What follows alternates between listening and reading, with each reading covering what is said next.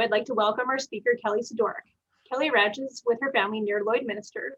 Over 25 years ago, they were introduced to holistic resource management, as it was known at the time, a decision-making tool planning process that focuses on finance, land, and people.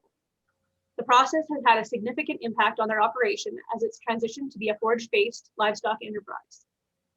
She completed a degree in the program through holistic resource management with a focus on the people side. In addition to running their family business, she has worked with many farm families as they work to transition to the next generation.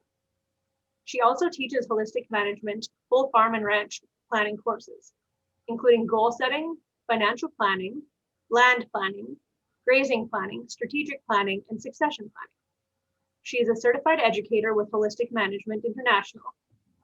She's also on the HMI board, based out of Albuquerque, New Mexico. In addition, Kelly works with a colleague and organizes local events through Inspiring Women Conference, Cowgirl Yoga, and the Harvest Festival, a local food event. She enjoys riding, traveling, writing, and photography, and being a grandma to Bennett. Welcome, Kelly. Thank you very much, Cheyenne. I feel like that was a lengthy bio. Could have sent you a shorter one, but thank you very much for the introduction. Also, I want to welcome everybody. I'm being purposeful to not go and look at the participant list because I'm sure there'll be people I know, but after the presentation or partway through, we'll have some more opportunities to share and have some chats. Again, yes, I'm really excited about the Battle River Research Group working together and doing this webinar tonight. You know, it dawned on me this morning when I woke up and realized that it was Earth Day, that we couldn't have actually picked a more appropriate day for our intro to holistic management. But it wasn't that wasn't intentional. It just turned out that way. So it is a good day, and especially for all of those of us in agriculture, you know, who depend so heavily on the natural resources that we work with.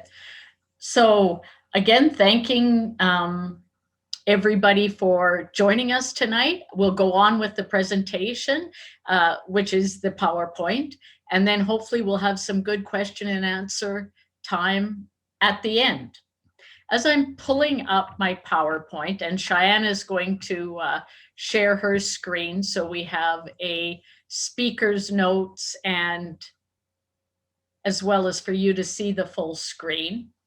I have a question that I would like everybody to think about as there's just a few minutes as she starts sharing her screen. And I learned of this from another fellow HM educator out of Australia, whose name is Graham Hand.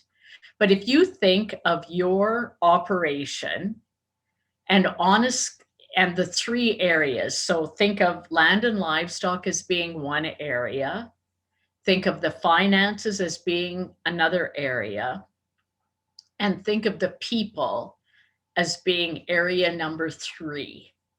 On a scale of 1 to 10, with 1 being poor and 10 being fantastic, how well do you think you're doing in those 3 areas? This is only for your own personal reflection.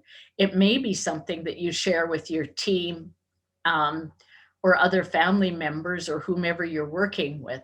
But I really appreciated this question that Graham had put together because of its simplicity.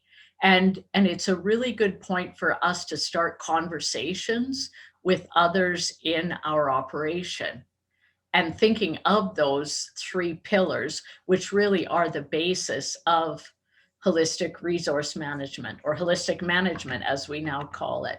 So Cheyenne, I'll get you to just go to the intro slide. And as we go, I'll share a little bit more about myself and our operation, but as well as the overall principles of holistic management. As Cheyenne said, our family became involved many, many years ago and have made a lot of significant changes and progress to our operation. The next slide, Cheyenne, is just a picture of what our operation used to look like many years ago, and it was a feedlot. So now none of that exists anymore. It's all a grazing paddock at that point, but we have, other than some of those old planks, we've transitioned into raised garden beds. Like Cheyenne said, we are a family ranching operation based at Lloydminster. We also have another operation near Victoire, Saskatchewan, which not many people will have heard of, but it is northeast of Spiritwood. So our enterprises have always been quite flexible. We do have cow-calf, we have yearlings, we have some custom animals which switch back and forth between cows and yearlings. The next slide, Cheyenne, is just a quick one about from the people side of things. This is our crew, and that is our little Bennett in the corner who put me into the grandma category. You know, some of you, if you've heard me talk before, will know that back when we first got interested in holistic management, and we already were a livestock operation and, you know, paid attention somewhat to the land and the finances, but I always felt like the people side was something that was outside of much of the ag learning I was doing. So when I first learned about holistic management, where they were talking about the people side, that was a huge epiphany for me that we could incorporate in that. I'll also say it's probably the hardest part too, but it's also the most rewarding, I think, or has the potential to be. So one of our preliminary things that we talk about is what kind of mindset do we have? And thinking about trying to move more towards the growth mindset, coming from hard work, but also knowing that we can always improve. Our challenges in the growth mindset, we want to tackle them and use them as an opportunity to grow, not as a complete blockage. Effort is essential in our growth mindset and a path to mastery. We also want feedback that can be useful, something to learn from. And hopefully setbacks are something that can be a wake-up call to work harder or perhaps change things for next time. So we often talk about it might be required that we have a paradigm shift, and thinking about which kind of mindset we have. We talk about also being lifelong learners, and that's certainly the case for my experience with holistic management. Some of you will have seen this next slide, thinking about paradigms and how do we view the world. So in this particular slide, there are actually 3 faces. Every once in a while when I share it, people will even see 4. I'm only able to see 3. But the point is that it depends what your perspective is of what you're going to see. The Scottish man with the big nose and the mustache and the tam kind of stands out. Then there's also a young woman looking away. And then in between that, kind of side on, is an older, perhaps not as attractive woman with a wart on her nose. So I'm not sure which of those you saw, but there are different ways of viewing things. So I just wanted to share one of my own of the next slides. Happening to be just out for a walk one sunrise morning and seeing just the way the angle was, and the picture doesn't quite do it justice, but all the spider webs that were just everywhere in the grass. And of course, the light shining behind them really illuminated them. And it was just something that struck me. You know, I mean, I walk that piece of ground or travel over it all the time and don't necessarily see it from that angle. So again, an illustration of what it can look like when we change our paradigms.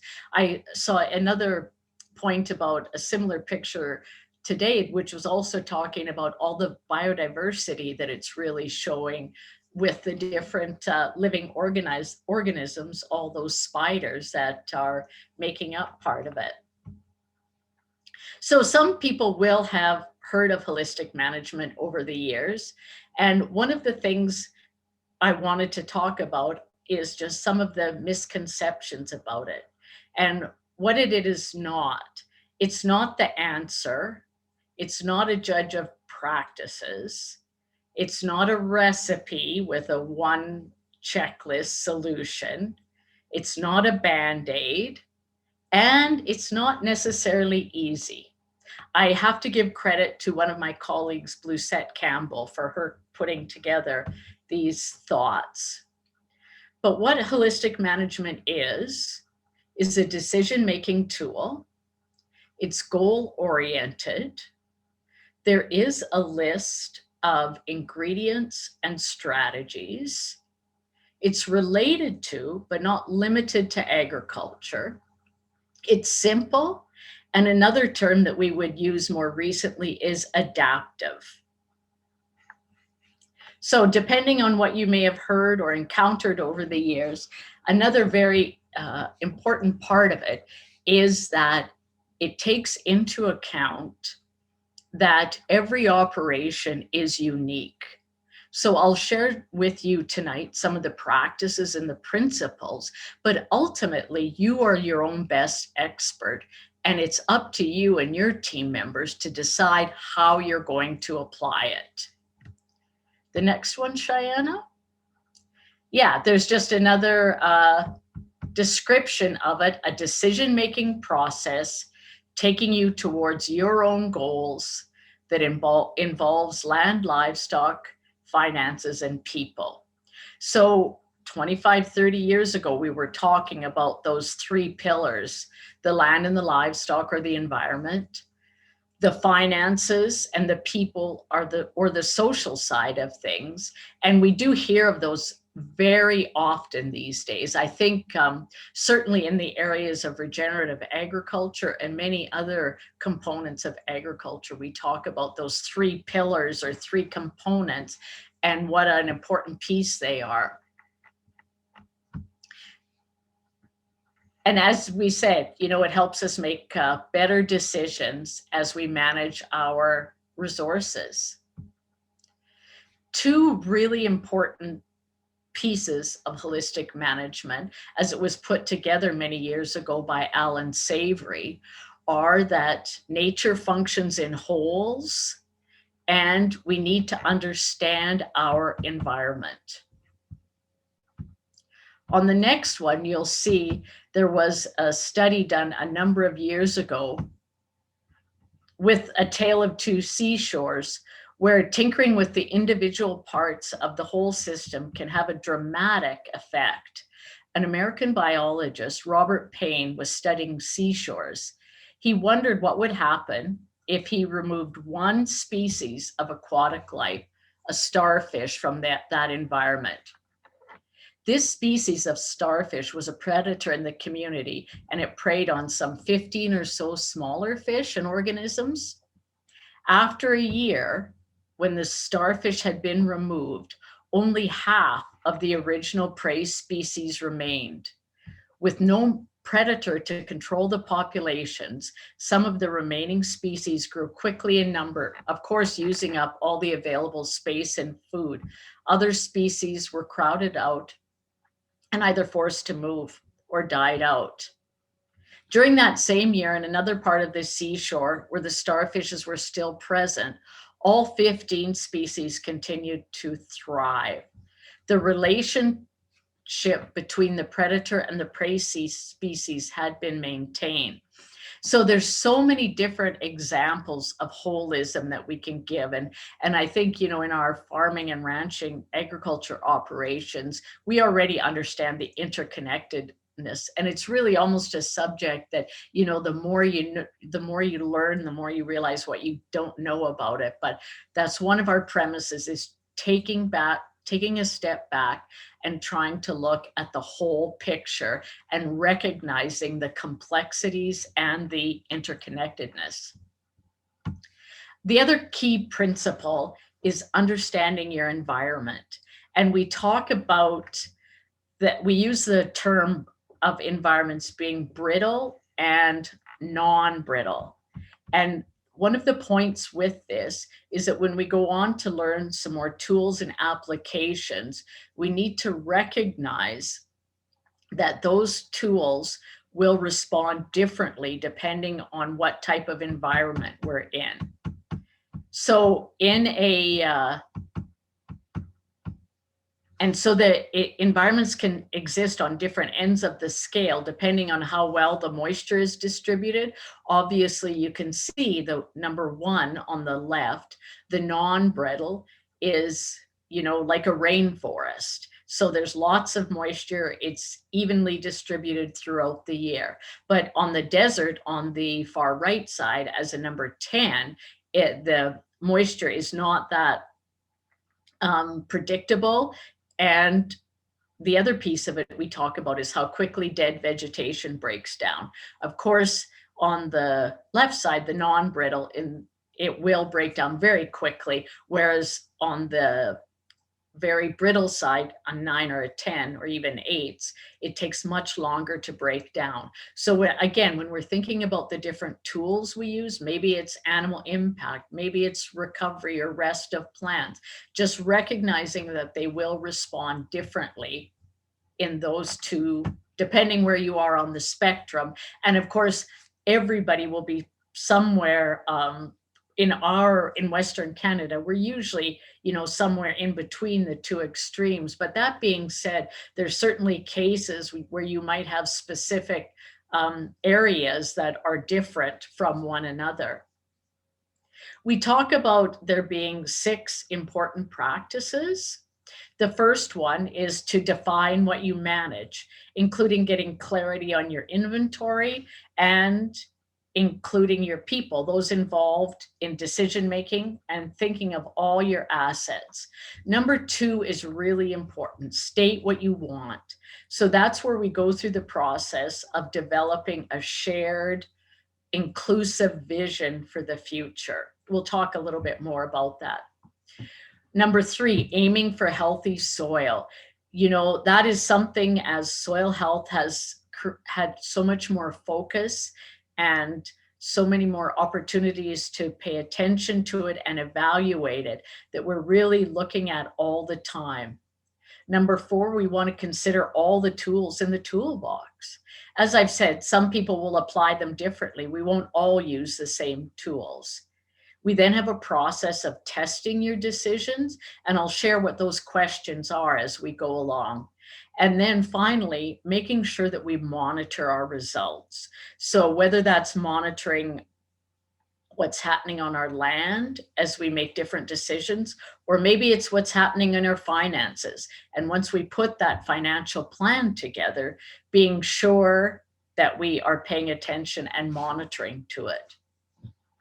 Plan, monitor, control, replan. So going more to that next one, which is practice number 1, Cheyenne, where we really talk about what is in our inventory and figuring out who is on our management team, who are the decision makers, who are the stakeholders, and what is involved in our management from a land point of view, a livestock point of view, and a financial point of view. So again, we're thinking of all the resources that are physical, human, and financial. Practice 2 for the next one, Cheyenne, is that piece of developing a holistic goal or context. So we start again being inclusive, as I mentioned, and bringing a team or group of people, family members together to really talk about what kind of quality of life are we trying to achieve and what are the values that we're basing this place on. Even going so far to ask, the questions and have the conversations about why are we farming and ranching? Again, that's a piece when I do some of my work with succession planning and on the communication piece. I often say that, as farmers and ranchers, we are quite good at producing and growing things, but we aren't really that skilled at the communication piece. My mentor, David Irvine, who I've been lucky enough to know for a really long time, talks about it being a muscle that we maybe just don't use that much and need to practice more. The second piece of that is the behaviors and systems component of our holistic goal or context. So what do we need to produce and create to achieve that quality of life and the values that we want?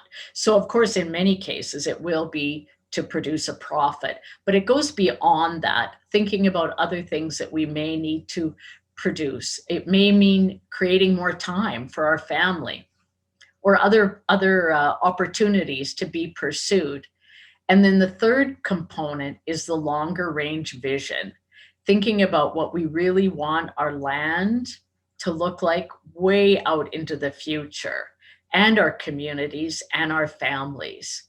So this practice does set holistic management apart from some of the other different applications or ag strategies, because it really does encourage you to stop and think about what's important to you and what you want for the future. When we're talking about the next one, practice 3, Cheyenne, for the aiming for the healthy soil, we think of it as looking through 4 windows or 4 different lenses.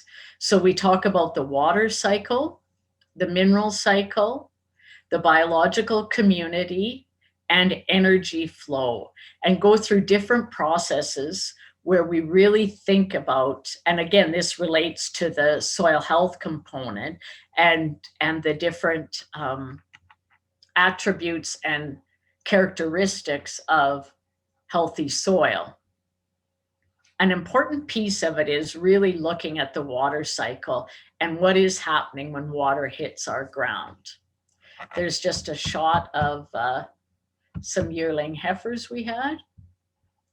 So thinking about the importance of soil cover and what role does it play in the functioning of the water cycle, and closely linked with that, the mineral cycle, as well as the biological community and succession.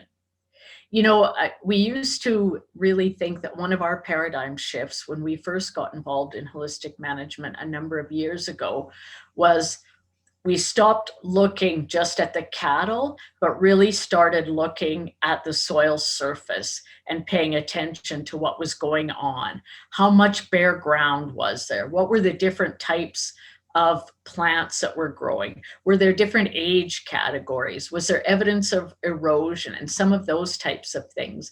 But definitely in more recent years, as we've started to go dig deeper, literally, you know, and carrying the shovel and starting to look and try to figure out what is going on below ground. There's so many people that are doing just a tremendous amount of work in that area to look at all the biological connections and the importance that we can play working with those to improve the health of our land.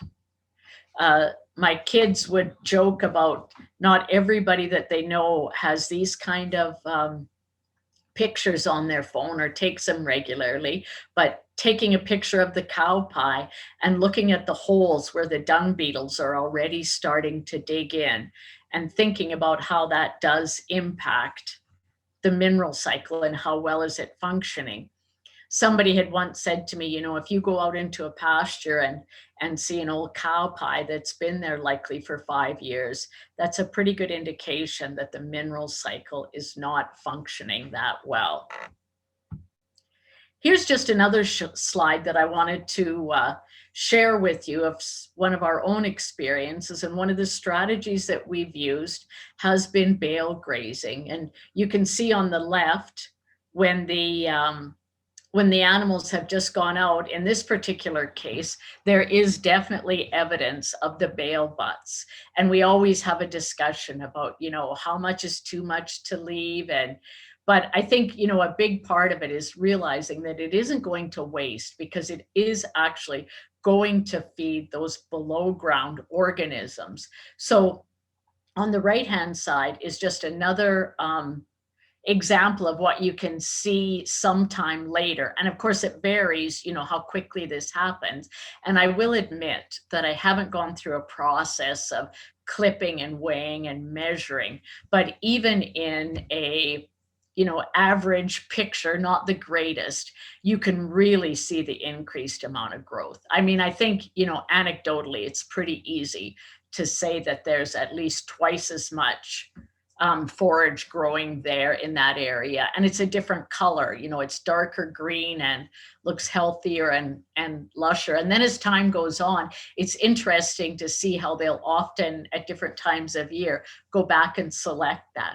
So again, I'm just sharing one picture, of different practices where one tool with how we're doing our feeding that has been a way to really improve the organic matter, and following along with that carbon sequestering that's going on that piece.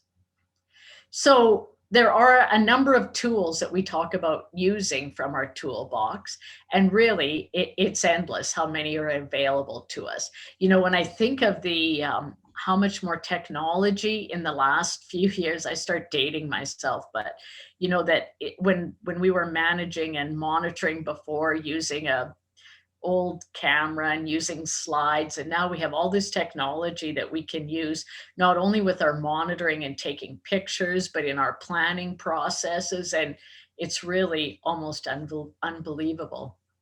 The tool of rest too, you might not always think of this, but when you go in and graze a plant or graze a paddock, and then the important piece of leaving it again. So there's a rest piece in there. Another one, the tool of fire, that I hope isn't used unintentionally this year, but admittedly we're very dry here right now. Animals and living organisms. So think how we can use our animals as tools to help advance our landscape. Of course, money and labor are often needed when we are applying any of the tools, and it seems like that requirement can get higher and higher all the time for financial inputs. But then we also like to talk about the tool of human creativity and how important that is, and the fact that it's really underutilized. And, when we go back to one of the first slides talking about the paradigms, and, I often suggest to people, if you can have a brainstorming session and invite others into the group who you trust, who can give input from a different viewpoint, because they don't see your operation as you do. And, often kids are a great one to include in that. We'll go on to the next one, which was where we're talking about testing our decisions. And this has been a formalized way for us to really think when we have decisions to make or actions that we're thinking of taking, to go through a process of trying to analyze them. Of course, some of you will already use many of these. Financial is one tool that we use to help us make decisions. But one of the pieces that's helped us in our operation, and it is something that it seems like you learn more all the time, is thinking about these questions and getting adept at just kind of running through them. They don't always apply, but they are some things to think about. The first one is the root cause, and just simply going back to the idea of the proposed action. Is it actually dealing with the root cause or just a symptom? Because if you're not dealing with the root cause, we unfortunately can spend a lot of unnecessary resources. This isn't always easy to answer that question. And another piece that can be involved in that is asking why 5 times. Well, why is it there in the first place? And just to really, no pun intended, but dig a little deeper. The next one is the weak link. And thinking about this from the idea of the old adage that the chain is only as strong as its weakest link. And when you're starting to make some decisions, prioritize resource allocation, thinking about focusing on that weakest link can be very helpful. So as I said, the three components of it, on the next slide, Cheyenne, we can see the social weak link, and thinking about, from this action, are there any social concerns that might arise? And important to consider that, one of our situations here near Lloydminster is that much of the land that we're operating on is rented land. So having connections and relationships with our landowners is important to keep that in a positive way, and making sure that we consider them with some of the certainly more major situations that we can run into. The next one is the biological weak link, and we use this if we're dealing with an undesirable or invasive species or organism, and thinking about, is our strategy addressing the weakest point in the life cycle of this organism? And unfortunately, many of the strategies that we use don't always do that, but trying to be mindful that, of course, the weakest point in the life cycle is where you will have the most impact. The financial weak link is an important one for when we're doing our financial planning. And again, like I said, allocating our resources. So we think of it as three different areas, and we can divide our enterprises according to this as well, or analyze them, I should say. So thinking of the first is the resource conversion, or I'll sometimes call that the growing conversion, the growing link.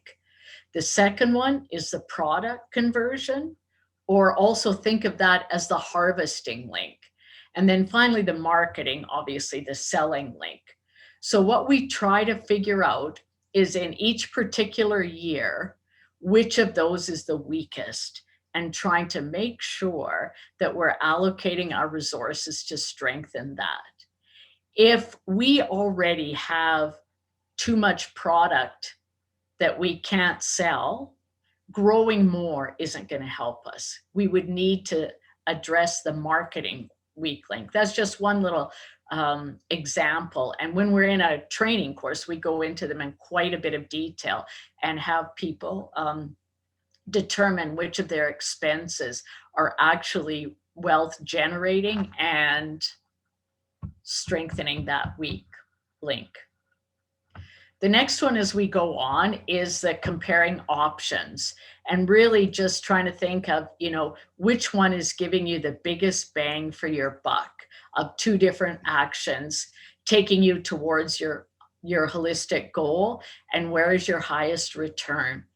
And, it's not only about money, but I think in many cases with some of the people that I work with, it's about time. And some of the actions might be, favorable in some ways, but if they end up taking up too much time, that very valuable, limited resource, then it isn't always the best option. We also go through a gross profit analysis where we take our enterprises and break it down, looking at the variable costs associated with it to find out which is really contributing the most to overhead.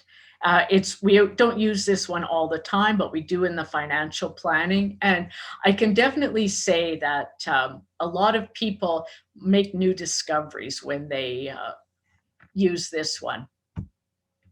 The fifth one is the input analysis, where we're thinking about the potential investment of energy and money and thinking about whether it is sustainable.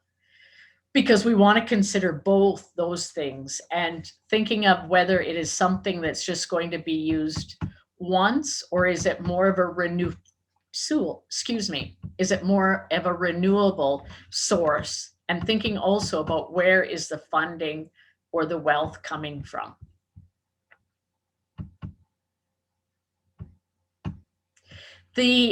The vision analysis is really quite simple. Are you headed toward or away from the future vision in your holistic goal? And that one in many cases can be a deal breaker, because if there's things that we are considering that aren't ultimately taking us towards our long range goal, maybe that isn't the best choice. But that being said, also, I think we do recognize that there's times that, for the next 2 years, we might be having an off-farm job to help create cash flow that's ultimately going to get us to a point of being completely on the farm or ranch. And the final one is simply the gut check questions about, does this feel right? Do you really want to do it? And this is another one that is important when you're operating with a team or family, which most of us are, to put those together and say, okay, how does everybody feel about this? And taking some time to talk about that. And if it isn't, then what could be some other strategies that we might like to consider? The final piece of that is the monitoring your decision and having some kind of a feedback loop so that you consider that you're possibly wrong and what could be the ways or indicators that will show you that you're not proceeding as you had initially wanted to or intended. I know this slide is hard to see because there's a lot of detail on it, but essentially it's the framework that puts all those different pieces that we have just talked about together. When we go on to the planned grazing, the adaptive grazing, terms have changed a lot over years with this one, but I think that it's important to recognize, and probably many of you are quite experienced in this, we're trying to minimize overgrazing by giving plants adequate recovery time. We talk about overgrazing being a function of time, not numbers. So it isn't necessarily how many animals are in there, but it's how long they're left in there. We take our bigger grazing cells and divide them into smaller paddocks and go through a planning process, where we determine all the different factors that might influence the grazing cell and those and the animals that are on it. There is a limit to how many things the human brain can keep in it. And trying to do planning in your head or keep all your numbers in your head really is a challenging thing. And the more that we can be intentional about putting these things on paper so that we can be reminded of, okay, we have to remember in August, the neighbor's cattle are always adjacent to ours. That needs to be something we're going to look at. Where are we wanting to calve? Where are we trying to stockpile grass for next year? All those different pieces. Then we need to decide for our different paddocks on the recovery time, and we determine a minimum based on fast growth and a maximum recovery time based on slower growth. We then go through and rate our paddocks based on the quantity and quality of forage. And there are some equations we do to try to figure out, what's the range, what we're going to be staying in each of those paddocks during the fast growth seasons or the slow growth seasons.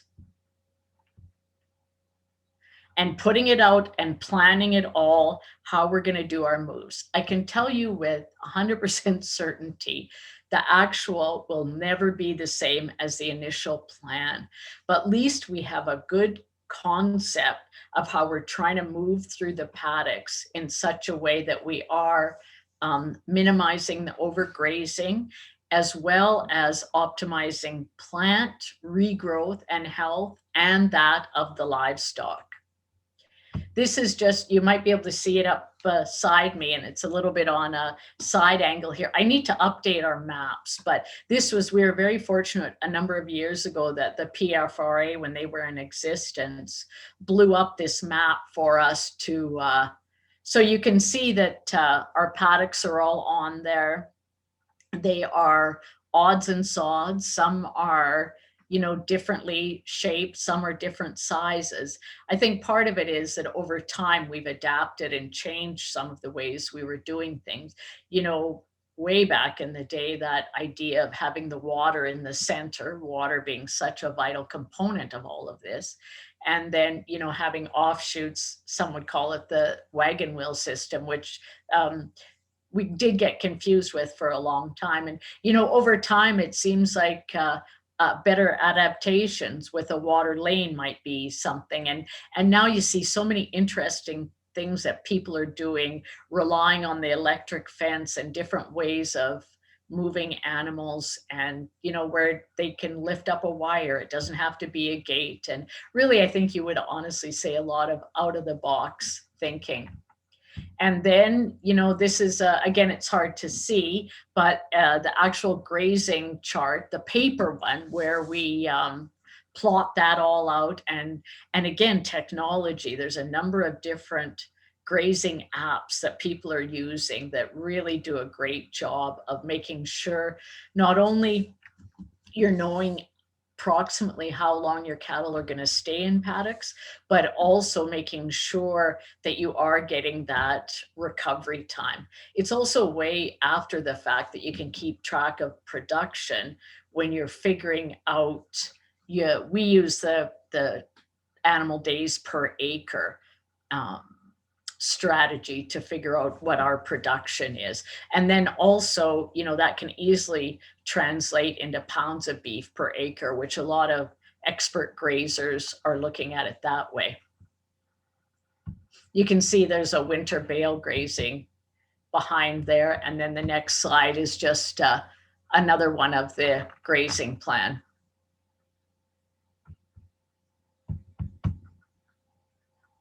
As we go through, there's a few more grazing pictures. There's one of getting the yearlings to follow. There's a bit of a bale grazing one. And then that one is roughly the same spot in subsequent years. Admittedly, that is on the area where the old feedlot used to be, and there's a lot of organic matter there, and we can really grow a lot of grass. Moving some cattle down the road, some pairs, and like to use horses, don't use them all the time. But then, of course, in the planning pieces of it, just a real summary of the processes we go through with financial planning. But thinking about your enterprises, we need to have a starting point as well. And we go through the starting net worth. Then thinking of our enterprises, projecting what our income's going to be from those, thinking of what we want to plan for a profit. And that's really a different way of looking at things. Then projecting and allocating our expenses so that we can be in line to achieve that profit, and developing a monthly plan, and then making sure we're monitor, control, and replan. Because again, just as the same for the grazing plan, the financial plan will never go as actually intended, or it certainly doesn't in our world.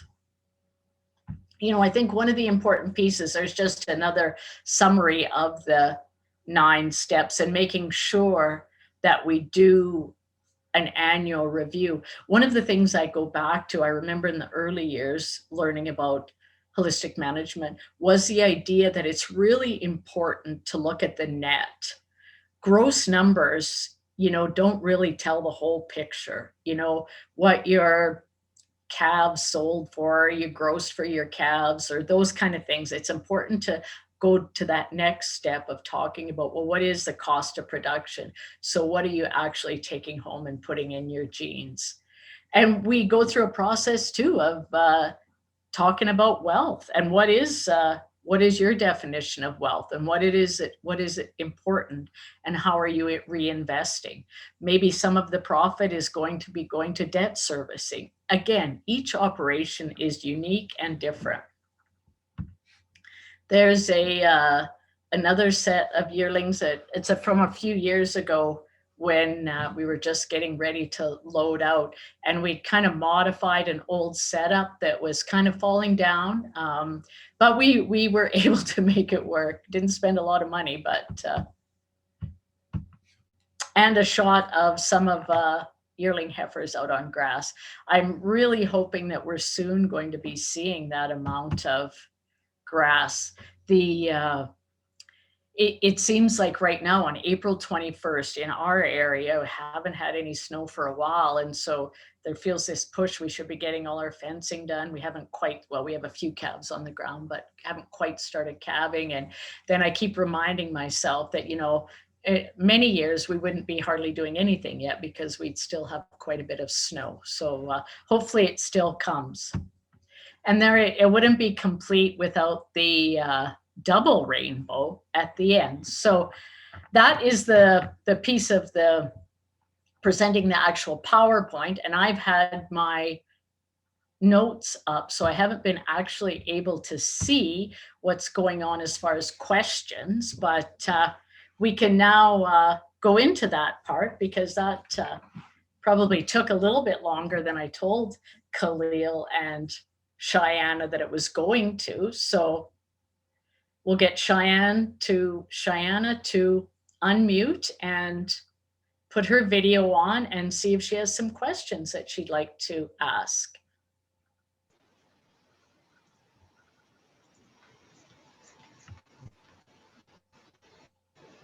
There we go.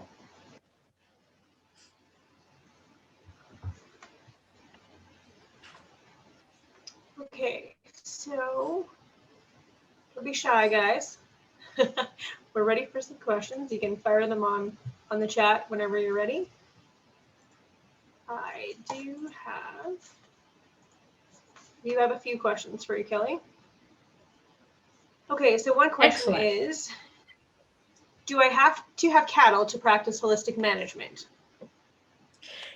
Certainly it seems like there is a lot of emphasis on livestock, and we do talk about the importance of including grazing animals, but you don't have to own them. There's a lot of different relationships that have been established where it might be a cropping person, a grain farmer, and they have a collaboration with the person down the road who has cattle, where they might graze some stubble or cover crops, as that strategy is becoming more and more popular all the time. So certainly there's different ways of including the tools of grazing and animal impact without necessarily owning the animals or having them there year round. I guess it also wouldn't have to only be cattle, right? Right, Kelly? Of course. Good point. Yes, absolutely. Diversity of species, and I think too, the way that the other animals graze and browse can be helpful too as we manage our landscapes. Thinking of goats, and sheep, who behave quite a bit differently than the cattle do. So yes, even though that's a good point to think about, like I'm kind of, when I share our story, that is a big part of what we're about, but that isn't for necessarily how it has to be for everyone. I see a question from Steve. He should ask it himself. Can he unmute? Can you unmute him? I think so. Hi, Kelly. Hi, Steve. How are you? I'm very good. This is webinar, not Zoom meetings, so we can't quite have the same interaction. But okay. We're investing in some goats here. How would you compare animal days per acre to the way you relate cattle to goats? What's the comparison? Well, the first thing that I would do, this is a good question, Steve, is like when we do ours probably a bit different than some people do, because we call one animal a yearling, so 700 pounds. So then we convert back and forth, cow calf pairs are double, roughly. So then the first thing I would think about is how much do the goats weigh? but then also recognizing, and you'll have some thoughts on this, I'm sure, that they're not going to eat the same things, right? So is there a percentage that you take into account for that? Because the goats would be more browsers than grazers. Can you run them without having a big, like if you were doing multi-species, Steve, could you, that was an interesting question. Yeah, as of right now, we are running them separate. They're in a different herd from the cattle. But I made a post here a little earlier that I learned my animal days per acre from your dad. Okay, so yes, good, 700 good. pounds is my ADA. A lot of different places who have ADAs are 1,000-pound animal. Yes, yes. I'm on your page because I learned from your dad. So compare. Okay. We're getting into goats here. We're kind of investing in with one of my employees, and just wondering where we would compare that, in your opinion. That's all. Yeah, like, you know, I think I've heard people say with sheep, but it depends on what breed, but like a 7-to-1. You know, so again, probably a 200-pound ewe relative to a 1,400-pound pair, right? That was where that conversion would come in. But again, that's basing on the assumption that they're eating the same forage, which wouldn't necessarily be the case. So if you could run them together, maybe you could sneak the browsers in there and they might not even impact the grass. You'll have to keep us posted on how that one goes. That would be a lot different though between sheep and goats though, because sheep are grazers and goats are browsers. So yeah, It depends on the forage. Yeah, for sure. But definitely a great tool, and certainly one that we're hearing about all the time, you know, as far as vegetation management. Have goats will travel, or have goats will graze, something like that. What's your new slogan? Yeah, we'll have to get into that. Brainstorming, human creativity, right? Exactly. Yeah, good. Thanks, Steve. You bet. Okay, so we'll go to the next question, Kelly. What have been some of the most significant things you've been involved with holistic management? Well, you know, I think one of the things, and you probably already gleaned this a little bit from my intro and some of my talks, is wow, have we had the great opportunity to work with and learn from some really amazing people. And I'm so thankful of those opportunities, and, you know, all over the place, all over the globe, some of them are, but certainly in our community, and think a little bit, you know, in retrospect, how much things have changed over the last 30 years as well.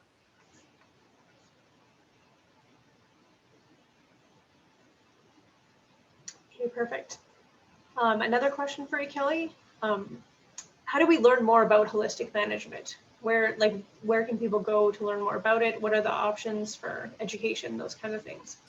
I should have said that that's where I met you in the first place, was when we did a holistic management course at Brownfield 4 years ago, did we decide it was? And that initial training, which we call it the foundation, I don't know if I should say is or was, and you'll know as I continue talking, is or was 6 days long. And that one we divided into 2 3-day sessions, if I remember correctly. But of course, as everybody knows, and this webinar tonight illustrates, learning has changed a lot. And we're really looking on, we still feel there's huge value in-person learning, because not only are you listening and hearing from a facilitator such as myself, but there's always such a wealth of knowledge of the different participants to be able to take advantage of, and that networking and learning and building a group together is really important. So I think there's going to be, certainly there's quite a bit of online training available. One of the areas, and we could pop this in the chat room, is one of the websites is holisticmanagement.org. The Savory Institute also has training. There is Holistic Management Canada, And then I have my own website too, which is kellysidoric.com. But, we've been a very much grassroots organization, so that if there's a group of people, and I think that's just what happened at Brownfield, Cheyenne, there was a group interested, probably you were the cheerleader, that, and said, okay, well, if we can have 6 farm units or whatever, we'll come together and put on a course. So it is a bit loose like that, but still one that I think where there's interest, and the training, then the training will go to the people, so to speak. But there's lots of online, and we haven't really talked too much about it, but the whole arena of regenerative ag, there's so much stuff going on with that the Soil Health Academy, those guys are doing a lot of great things. And so just start Googling things, and and I kind of referred to it a bit with the Earth Day, but I am just getting so excited about all the different opportunities there are popping up these days as people are trying different approaches and trying to make success of their own organizations. And we've talked a bit offline with the Battle River Research about the whole carbon sequestering piece, which has been floating around for a few years, but it feels like it's starting to take more traction now. And certainly, the budget of yesterday or the day before kind of indicates there might even be that's a whole other topic that we're not going to get into tonight. But the whole point being that, and another thing too, just thinking about COVID, is the huge increase in the amount of people that are becoming more interested in directly sourcing their food from the farm. So, I think that's really, and I was on a webinar the other day that talked about that some of those changes, and looking at them by the different consumer segments, are definitely here to stay. It's a trend that's going to continue. I saw one just pop up, but can you read it again for me, Cheyenne, with the most economical way to... You bet. So the question is what would be the most economical way of feeding during the dormant season in Alberta, bale grazing or crop for winter grazing? This is something that you would hear a lot from holistic management practitioners and facilitators, but it depends. If you're in an area where you can access reasonable priced hay, then for your situation, certainly bale grazing has potential. But, I think with some of these other opportunities coming through with the cover crops and polycrops, there's a lot of people doing some interesting swath grazing strategies with that. So yeah, there's so much variability. And, again, now this year, and again, extending the grazing season, if we can stockpile more, I think whether we're grazing that in the fall for as long as we can, or for example, now going out earlier and grazing that. Great. I have another question here. Matt, do you want to come on? Will, can you unmute Matt Gilderman for us? The question is, do I know how to do that? Yeah. Can you guys hear me? Yes. Nice. Okay, there we go. I might already know the answer, but we're kind of brand new landowners and trying to decide where to go with farming or different enterprises. And I guess just question is, how do you decide, how to approach holistic management as a brand new landowner, and how do you decide where to make investments or particular direction to go? Well, one of the first pieces, Matt, is to sit down with your team and the decision makers and create that holistic goal or context. And really, why are we going to be doing this? What's our purpose here? And what are the values that are important to us? I think that's a total starting point. And then using the tool of human creativity. I think, you know, if you're new to an area, trying to find some different resources to see what perhaps enterprises could be best, and then going through some of those testing questions, like I mentioned, with the gross profit analysis to see which is going to return the greatest amount to overhead. And then, you know, when we had a number of years ago purchased our place in Saskatchewan, we had a total brainstorming session on how to set up our grazing cell. And, you know, ultimately we were the ones who put our pasture land plan together, but we brought a whole bunch of people together and had some crazy brainstorming. And it was really helpful, again, to get that input that is more out of the box.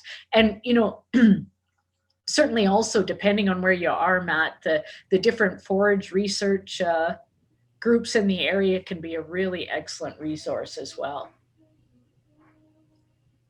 Yeah, thank you, Kelly. Appreciate it. You're welcome. Okay, Kelly, our next question is coming from Steve. Hi, Kelly, me again. Hey, good.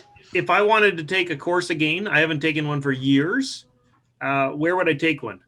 Well, you should organize one next fall. Where should we do one? Back in 1997, I tried to organize an HRM course, and I didn't get to actually take one until like 2010. Yeah. It took a long time back then to get a course going. So right now I know you can get, you know, you've got some courses they're planned a lot more often than they were back then. Yeah, for sure. There is, well, some plans and hopes, wishes and dreams, depending on how all our regulations work out. But we're certainly hoping to have one in the Northwest Saskatchewan area, and also a little bit further west over in Alberta, you know, whether it's the and perhaps with Lara, or maybe we should connect with Grow, because if you guys are being closely connected, to see if there was enough interest to do one. But yeah, if we thought that we could get 6 or so farm units together, we definitely do it. And then I think we'll blend the design, you know, maybe some virtual, but also as much in person as we can. Hope the Peace Country had been hoping for one too, but everybody right now that I'm talking to is kind of tentative. But if we're good to go by July, then hopefully we'll have some open gate field days. So watch for those. And from there, we can go somewhere like that. We'll stay in touch on that, Steve. They can have 577 kids in a high school, but we can't have 6 people in a classroom. Yeah. It's strange. Thanks. You bet. Okay, Kelly. So the next question comes from Khalil, and he's asking, after taking a foundation course, which area would you recommend looking at next? So I think he's meaning in terms of education. You know, in most cases, I would probably say financial planning, but it depends on the nature of your enterprise too, right? I mean, obviously the livestock people will gravitate towards a grazing, but a cropping workshop might be better too for those that are trying to incorporate some different strategies into their cropping. Thank you. Another question that we have is, how do I get my family interested in holistic management? Well, you know, I think, with the technology and all the cool stories that are going on, sharing just a lot of, there's getting to be a lot of really great stories of people doing things that are, you know, trying to work towards that longer range vision and keeping in mind all those 3 different pillars. So, you know, I think that's one way. I know that certainly, you know, I think the idea of change, you know, we can be hesitant because that's a scary thing. But as we've learned in this last year, you know, whether we like it or not, it's going to happen. And how can we adapt? And, you know, having conversations and sharing resources, and even sometimes having the difficult conversations, or what you might perceive to be a difficult conversation. Right. Okay, another question that we have is, can you talk more about the the weak link testing question and the root cause? Okay. Well, I did talk about the, I think the important one for the weak link is the financial one. And as we are trying to figure out how to allocate our expenses, which is the weakest link? Remember I said growing, harvesting, or selling. So which is the area for this next year that we need to focus on? Because it's very hard, as you know, to be able to, unless you're unlimited resources, to be able to do all at once. So trying to figure out, could you grow more forage? Do you have a bunch of bare ground? Well, that would be something that you wanted, that you should concentrate on. In the production weak link, are you harvesting everything that you're able to grow? A few years ago, when there's still swaths left out, and combining happened in April, May, I would suggest, and again, this isn't a judgment by any means, but, that's something that obviously that's the weak link there. So what do you need to do to strengthen that before you move on to the next one? And again, the root cause is, what is the real cause, and are we treating that, or are we just dealing with symptoms? Because there's and that's a hard question to answer sometimes, but it's definitely worth digging down and drilling a little deeper in to be sure. Okay, thanks, Kelly. I have a question from our farm. Sure. So being someone who has taken it, not super recently, do you have any advice on how to kind of carry on the conversation with your group and try to keep that group of people, that we took the course with? We kind of started out doing meetings and stuff, and it quickly took a nosedive because everyone's so busy. But I feel like it's super valuable. And like you were saying, when you have those get together, someone will suggest something. And so do you have any suggestions for groups that maybe have taken it, like, Stephen, those guys have taken it a while ago? Maybe there's a way for that to help with continuing ed for the people that have maybe taken it before? Yeah, well, I've often thought of and kind of a reboot course where you've already had the foundations and the basics, but need to revisit things and need to kind of recharge and get that motivation and enthusiasm going again. And there's certainly a lot of examples of groups that have gone on for years, but sometimes they don't, and sometimes they morph into other ones. Last winter, I guess it was before COVID, over in Saskatchewan, there was two groups that had kind of both fizzled a little bit on their own, but they joined together and created a new one. And that was a good way to kickstart it. So often, and I bet in many cases, Cheyenne, you were the individual that was the cheerleader and the organizer. I know of another group that meets regularly, but they also have their chat group of whatever it is. So even sometimes they'll do a virtual meeting if they can't be in person. So different strategies to try to make sure, and again, some have met monthly for many years. And I worked with a group not long ago, and they thought that they were going to try seasonally, like just trying to get together every month or 6 weeks was too much. But if they could plan 4 get-togethers kind of in conjunction with the seasons, that was going to be their strategy. So I thought that was a good one as well. Yeah, for sure. I know our group had talked to you at one point about like planning a project at each guy's place. So when it was your turn to host, yeah, you had to host everybody and maybe come up with a topic, but while we're there, we're going to help you do a little project of some kind. Yes. So yes. I thought that's kind of a cool idea too. Yeah. So maybe we'll pursue that a bit. And another thing too is that just thinking about it, if there is other newcomers or people that are new to it in the area, that can be one way for the established group to host something, because that whole mentoring relationship, is so valuable too. But I think the ongoing learning group, peer advisory, whatever you call it, where you can really have the support and the other people to bounce ideas off of is excellent. For sure, those are good ideas. So I think, unless there's any more burning questions, if is there some more, Cheyenne? Because we've gone over the hour. We're just about an hour and 15. So Yeah. I don't actually have any more questions right this second. So unless anybody wants to quickly pop one on there, then we'll probably be able to wrap up. Do you think, Shaina, we can ask one by one and let them in?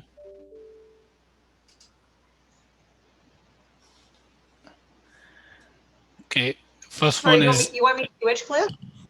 can we, ask the participants one by one and let them in if they have any questions they can ask live? Oh, sure. Sure, yep, you So go the ahead. first one is Andrew.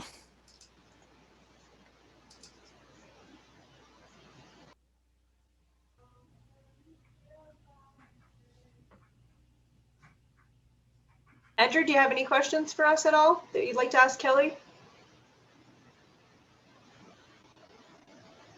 No. okay. And then Brenda. Brenda, do you have any questions that you'd like to ask Kelly before we wrap up? Are you unmuting her? Whoever's responsible for that? Yep. Okay. I think she's still muted locally. Yeah. But from my side, it's already unmuted. Is from her side now. Okay, that's fine. Who's next? Brenda Martin now. Brenda Martin. She better ask a question. Or I don't say have- hello. Hi, Kelly. I don't have any questions for you. Ken and I were just curious and wanting to see what you had to say today. So well, thank you so much for coming on. Like I said at the beginning, I had my Snoop factor was real high, but I just didn't have the capacity to go see on the list. So thanks for joining in, Brenda. Thank you. Next one is Jim.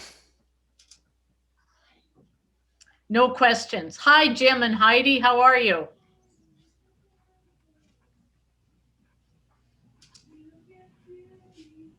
Oh, yeah, a few.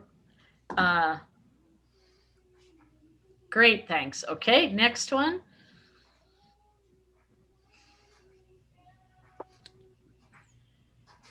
Joe and Melissa, please.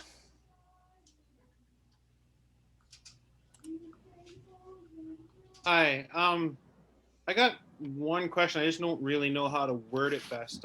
We know the financial planning is our weak link. Yeah. We just haven't really figured out the best way to get our books, I guess, in line enough to go through it. Do you have any recommendations on the best way to set yourself up to know, to split stuff up and all that, to know which areas are your weakest? I think one thing, Joe, is having the numbers available. And sometimes I think it's really valuable to set aside the day or two that you're actually going to focus on financial planning. And, some of the people, and this may or may not be the case, I know that have gone through a course will get together and they're not working on it together, but just that intentional piece, because you carved out those 2 days, if it can work to be off the farm. And I know it's a hard thing because we're always got that on the list of, we should. But if you can really be intentional, block some time, and block a space, and if you can build in some other accountability pieces of it, I think that might help. Also, if you have a good accountant that could give you some advice, and that gives you the numbers together, and then you can start going through the process of looking at your enterprises. And there is some online tools available for that too through holisticmanagement.org. Does that help a little bit? Yeah, that is one of the struggles we're having right now. Is we've ended up switching accountants like 3 times in 4 years because we haven't had much luck.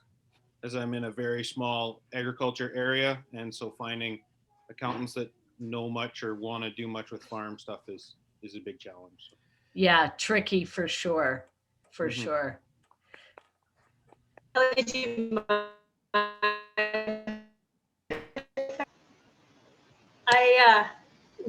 That was also our weakest link, I would say, to you guys. And one thing that we have had huge success with in the last couple of years is we found an accountant that was willing to work with us to learn an accounting program and for us to do all the bookkeeping ourselves. In the past, we had sent it away and we would send all our receipts to someone and they would do the bookkeeping. And at the end of the year, we'd be like, oh, well, that's what happened. But you're just so out of touch with it. It's sitting. We've found huge benefits in being able to do that. And I mean, we just use QuickBooks and it's super friendly, you know, so if you have a program that your accountant can set you up with or something, or that you're familiar with, and like Kelly said, just set that time aside, that's a huge, for us, that was a huge thing. All right. Yeah. Thanks. Yeah. That's the exact same position we were in up until this year. We were always sending all our stuff away and we couldn't work with anybody. They were either literally leaving the province or just going to town, but then no communication back and forth. So we had a hard time tracking our numbers other than getting an income tax form. Yeah. Some way to do the monitoring. And so, you know, there is some online also like Excel spreadsheet where you can put in all your planned figures and then go back each month and put in your actuals. And then it keeps track of your differences all the way along. And that's really helpful. Now, again, you know, trying to get it done in a timely manner when it's busy is hard, but at least if you can have an idea of where you are with your planned versus actual, I think that goes a long way to being able to help, you know, especially when, as we all do in agriculture, run into the months where it's pretty lean, you know, but if you don't know, that's all right. You know, we plan for that because we know in the fall when we sell our calves or whatever your strategy is, you know, using some of those other tools to make sure you're keeping track of things for sure. Right. A bit of help there.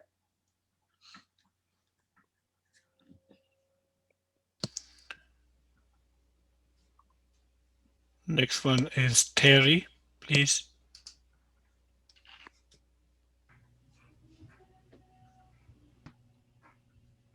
Hello, Kelly. Hello. Definitely interested in holistic management. We missed the brownfield course that you'd put on because one of the weekends wasn't going to work for us.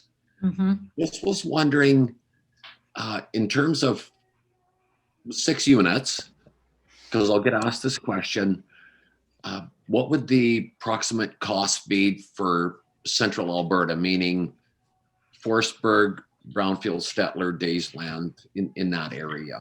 You know, Terry, if we can get 6 to 7 farm units, it works out to about $1,800 to $1,900 a farm unit. So that can be up to 4. If there's more than 4, then we would do an additional piece on there because we do really want to encourage. So, you know, kind of putting that down on trying to get it in a daily figure when you're thinking you're getting like 6 days of training is kind of how we look at it. Awesome. The other question I'd have, Kelly, is I guess what constitutes a farm unit? Is that, you know, is a farm unit where you and your wife and one of the children and their spouse, is that one farm unit, or would that be 2? Yeah, for sure. Yeah. Okay. Yeah. No, that's awesome. Thanks. And it's a very good, just on, and we knew it already. We had already looked at it on several occasions and unfortunately couldn't do it because of whatever it was, work or family commitments. Yeah. But the principle is so sound, and it ties in with what we've already done for the last number of decades, right? Mm-hmm. That's perfect. So now we have to give a pitch to the Battle River Research Group. for Khalil to organize some more potential training. I was going to send Khalil an email after this, and we'll definitely do that. Thanks, Kelly. Yeah. And thanks, Steve just did the math on that too. So it really works out to like $75 per person per day if you have four people in your farm unit. You know, when you, I think in agriculture, we're hesitant to spend on personal growth and development. But, you know, if you try to do much in other arenas, it can be a fair ticket. So we try to set it up in such a way that we have enough people to make it affordable.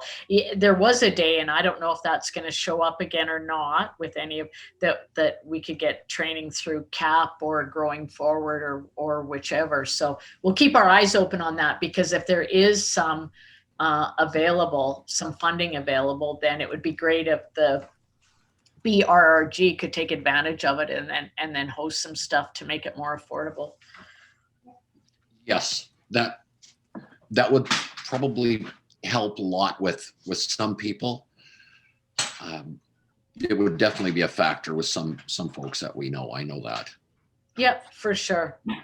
Hey Terry, I do know that the Battle River Economic Development, oh my goodness, that BRIOC group that's based out of Castor, they might have funding for that. I know that they have education funding, and so they might be able to help with that as well. Like, and maybe, I don't know, maybe between them and Khalil, maybe between them and Brigham, they can do something together, or I'm not sure, maybe BRIOC has full funding, but that might be a good avenue to look into. You know, the other one, sorry, Khalil, that I forgot about was the Canada Alberta Job Grant that provides employers funding for employee training has been expanded to family businesses now. So most farms, I think, would fit into that category as well. And the cap on that one's 10,000 a person. So you can access a fair bit of training. Worth looking into for sure. I forgot about that one. Thanks for the conversation that prompted that. Sorry, Khalil. I'm really happy that Terry, you brought it up, and in future we are going to look into those options. We're going to have so many trainings coming up. Good. And thanks for your input, Steve, on the investment side of things, for sure. Wealth generating.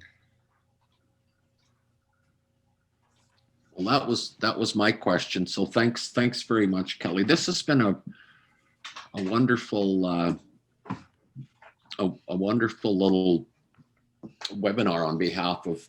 I'm glad that Khalil organized this.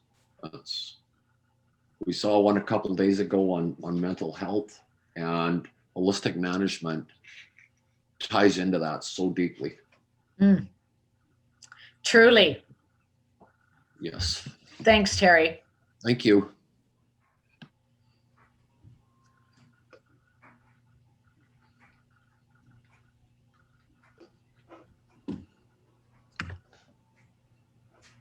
So the next one is Van.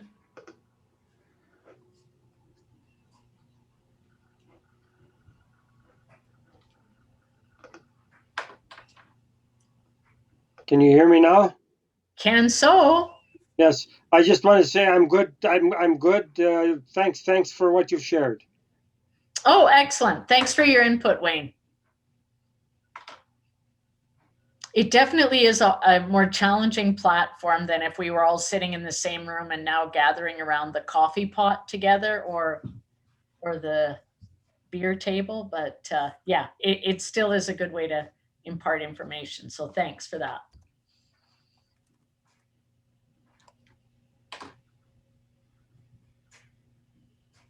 Next one is Matthew again. No questions. Just thanks again, Kelly. Yeah, great. Thanks, Matthew.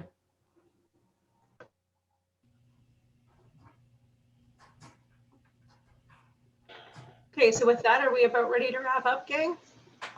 Yeah, Kelly, thank you. That was really great. It's always nice to hear some new info and reiterate the stuff that you already know too, right? So Yeah, for sure, for sure. Well, thanks so much for the opportunity. I know it was a smattering of ideas over a short period of time. Smattering isn't the right word. Anyway, it was a lot of information in a short period of time, and so many of those we could dive deeper into, but there's a good intro piece of it, and hopefully we can do something in the way of a field day or boots on the ground in later on in the summer and explore some more of the possibilities. So thank you so much for inviting me. All right, thanks everyone. Okay, we'll stay in touch.